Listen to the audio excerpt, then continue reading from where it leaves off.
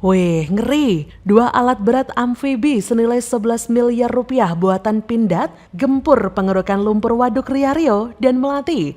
Nggak kumuh, nggak banjir lagi.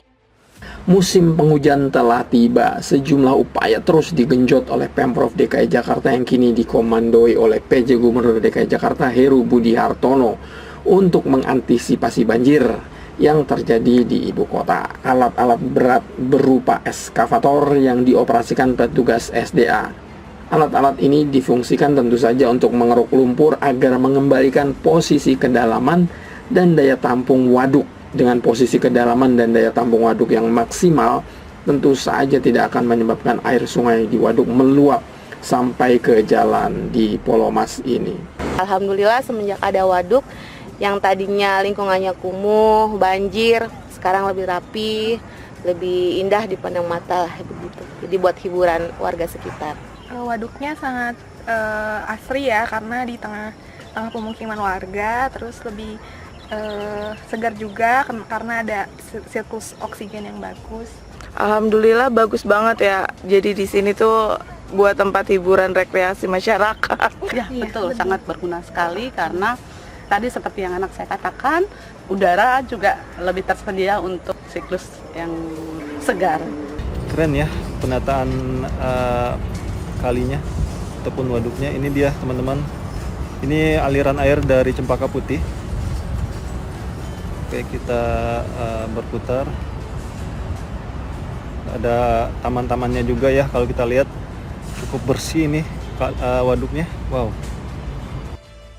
Unit Pengelola Teknis Peralatan dan Perbekalan UPT Alkal Dinas Sumber Daya Air SDA DKI Jakarta memastikan kesiapan seluruh alat berat untuk menghadapi perkiraan cuaca ekstrim pada Januari 2023. Kepala UPT Alkal Dinas SDA DKI, Yose Rizal, mengatakan terdapat 205 alat berat dengan berbagai jenis dan ukuran yang telah disebar di masing-masing suku dinas SDA wilayah. Ia berkata, semua alat berat dioperasikan di suku dinas SDA, yang rusak ada di kantor kami untuk diperbaiki. 2 alat berat hasil pengadaan akhir November lalu sudah dioperasikan di Waduk Riario dan Waduk Melati.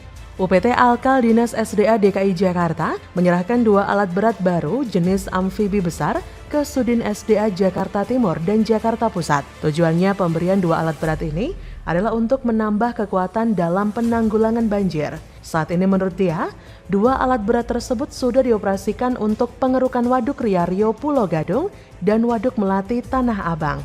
Sebab alat berat seperti itu sangat dibutuhkan.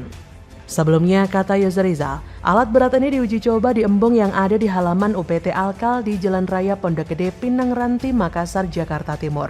Menurutnya, 2 alat berat ini hasil pengadaan baru dengan nilai anggaran masing-masing 5,5 miliar. Alat berat ini merupakan hasil buatan PT Pindad di Bandung, Jawa Barat. Sebelumnya, UPT Alkal Dinas SDA DKI tahun ini menganggarkan 20 unit alat berat baru. Seluruh peralatan tersebut akan dianggarkan melalui lelang e-katalog dan lelang umum. Sebanyak 20 alat berat yang dianggarkan terdiri dari 2 unit eskavator amfibi besar, 6 unit eskavator wheel mini, 4 eskavator wheel standar, dan 6 unit eskavator spider kecil. Kemudian 2 unit truk crane dengan bobot masing-masing 7 ton. Kata Yose Rizal, ini untuk mengakomodir permintaan dari Sudin di wilayah guna percepatan penanggulangan banjir ya. Nantinya alat berat ini dipergunakan untuk program pengerukan waduk dan kali, juga pembuatan waduk atau embung baru. Yose Rizal menambahkan saat ini terdapat 191 unit alat berat yang kondisinya baik dan sedang dioperasikan, sedangkan 14 unit lainnya dalam kondisi rusak dan sedang diperbaiki. Ia mengatakan alat berat tersebut terdiri dari 40 unit eskavator long arm, 25 unit eskavator standar, 2 unit eskavator kecil, dan 24 unit eskavator mini. Kemudian terdapat 40 unit amfibi besar, 1 unit amfibi sedang, 17 unit amfibi kecil, 18 unit amfibi mini. Selanjutnya 1 unit eskavator laba-laba kecil, 2 unit pemuat beroda atau wheel loader, 16 unit eskavator roda wheel PC 160 mini, dan 10 unit eskavator roda PC 140 mini. Dengan ketersediaan dan kesiapan alat berat itu diharapkan dapat membantu persiapan dalam menghadapi cuaca ekstrim. Kata Yose Rizal, Kami juga telah memiliki 277 pompa dari berbagai jenis. Dari jumlah tersebut 50 unit pompa diantaranya hasil pengadaan 2022 yang baru datang akhir November lalu. Jadi, bagaimana menurut Anda?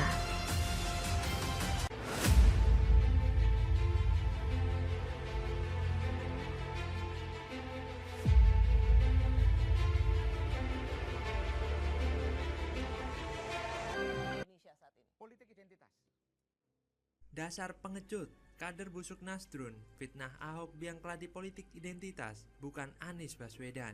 Denny Siregar mau ketawa takut basah. Ditulis oleh tim redaksi jurnal, dikutip dari berbagai sumber. Lahirnya pemilu Jakarta yang seperti ini, sebetulnya faktor utamanya bukan Anies loh, tapi Ahok. Orang Kristen, Cina mengutip ayat Al-Quran, berangkatnya dari situ. Yang menafsirkan ayat semaunya. Di sini sebetulnya titik tolaknya. Apa nggak tahu ini? Ini dilupakan yang menjadi penyebab.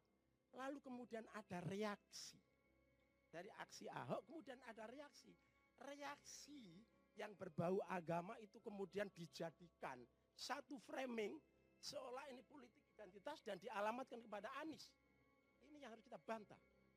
DKI tahun 2017 nggak sedikit pun memberi pelajaran, dan seharusnya semua partai politik, semua ketua partai, semua calon pemimpin baik nasional maupun daerah sudah sama-sama kompak mengeluarkan statement bersama untuk menolak politik identitas, karena politik identitas itu kejam dan merusak keutuhan bangsa. Biarkan hanya ada satu bapak politik identitas, jangan ada dua, apalagi tiga. Banyak lagi bukti soal inkonsistensinya ucapan dan tindakan Anies. Dan ini bahaya, jadi pemimpin pada level apapun bahaya.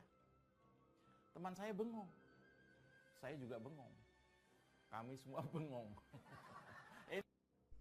Ketua DPP Partai Nasdem Effendi Choiri getol bela Anies soal adanya tudingan yang menyebutkan bahwa Anies Baswedan menggunakan politik identitas dalam kemenangannya di Pilkada DKI Jakarta.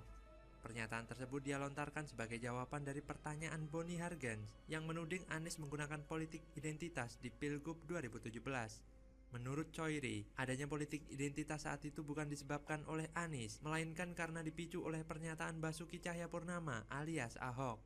Lahirnya pemilu Jakarta yang seperti itu sebetulnya faktor utamanya bukan Anies, tapi Ahok. Orang Kristen, Cina mengutip ayat Al-Quran, berangkatnya dari situ, yang menafsirkan ayat semaunya. Di sini sebetulnya titik tolaknya, kata Choiri, dalam acara Indonesia Lawyers Club yang ditayangkan melalui YouTube Kamis 17 November 2022. Dari apa yang dikatakan Ahok itu, kemudian memicu reaksi dari umat Islam yang merasa tersinggung atas ucapannya. Namun lawan politik Anies menuding bahwa saat itu reaksi yang timbul dari pernyataan Ahok dianggap sebagai politik identitas yang dialamatkan pada Anies. Choiri pun mengatakan bahwa Anies tak pernah melakukan politik identitas. Lantas ia pun menuding bahwa Ahok biang keladi dari politik identitas. Menurutnya, gerakan aksi massa yang menuntut Ahok diadili atas pernyataannya pada saat itu merupakan gerakan yang wajar, sebab itu bentuk protes dari masyarakat yang mayoritas beragama Islam. Kacau betul pemikiran kader Nasdem yang blow on ini. Sungguh mampet nalar mereka, sampai memutarbalikan fakta demi membela capres idaman mereka. Entah apa yang telah merasuki nalar kader-kader Nasdem ini, akan tetapi cara mereka memframing Ahok sebagai dalang dari politik identitas justru semakin membuktikan bahwa Partai Nasdem sekarang memang diisi dengan gerombolan kadrun radikal. Yang tak habis pikir, dulu jelas-jelas Nasdem adalah partai nasionalis yang dipenuhi dengan kader berkualitas, sehingga dukungan mereka berkiblat pada rasionalitas dengan mendukung Ahok.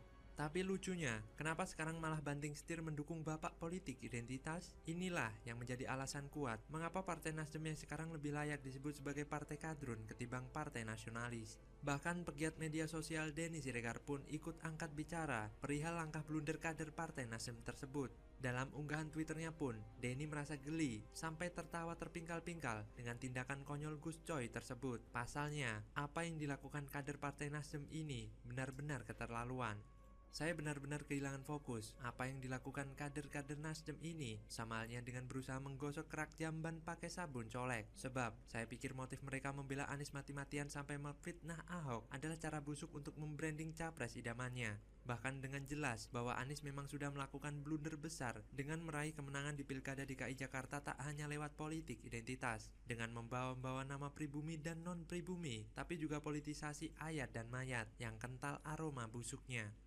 Dan jika Gus Coy itu malah menuduh Ahok yang lebih tepat mendapat gelar bapak politik identitas, bagian mananya dari perkataan Ahok yang mengarah ke sana? Padahal selama ini jalan politik Anies memang lekat dengan politik identitas. Entah caranya mencari dukungan dari ormas radikal maupun pencitraan ke gereja dan tempat ibadah lain. Makanya, saya nggak bisa menahan tawa, meski agak geram juga ketika si kader bobrok Nasdem tadi berkata Anies tidak melakukan politik identitas, tapi malah memframing Ahok sebagai bapak politik identitas. Apalagi dengan pongahnya dia menuduh bahwa Ahoker yang terus-menerus mempolitisasi mayat, tapi dengan liciknya malah menuduh orang lain. Apakah ente sehat Gus Coy? Apakah sejak 2016 akhir sampai sekarang Anda di goa sehingga tidak bisa membaca berita? Saya merasa ada upaya cuci tangan dan bersih-bersih noda dari para pembela Anies lewat kata-kata tadi. Pembelaan serupa rasanya masih akan terlihat semakin masif dilakukan setidaknya sampai 2024 nanti ketika bapak politik identitas itu maju sebagai capres.